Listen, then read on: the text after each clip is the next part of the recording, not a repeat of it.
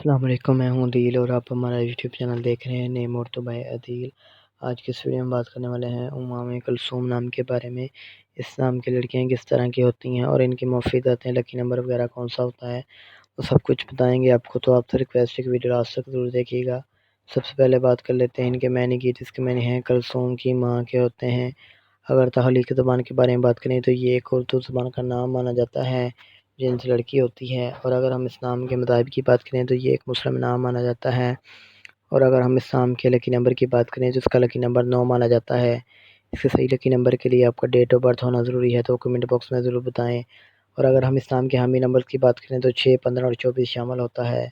اگر ہم اسلام کے بہترین وقت کے بارے میں بات کریں تو 9 AM سے لے کر 11 AM تک کا بہترین وقت مانا جاتا ہے۔ اس کے علاوہ اگر ہم اسلام کے موافق دن کی بات کریں تو جمعہ اور سوموار شامل ہے۔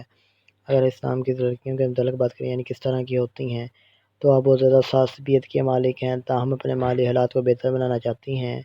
اگر ہم اسلام کے حاکم سیارے کی بات کریں تو ظہیرہ سیارے میں شامل ہوتا ہے۔ اس کے علاوہ اگر ہم اسلام کی موافق رنگ کی بات کریں تو نیلا اور سبز رنگ شامل ہوتا ہے۔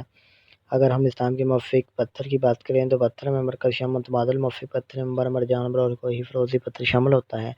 اگر آج کی ویڈیو آپ کو پسند آئی ہو تو پلیز ہمارے چینل کو سبسکرائب کر لیں اور ساتھ والے گھنٹی والے بٹن پر ضرور کلک کر لیں۔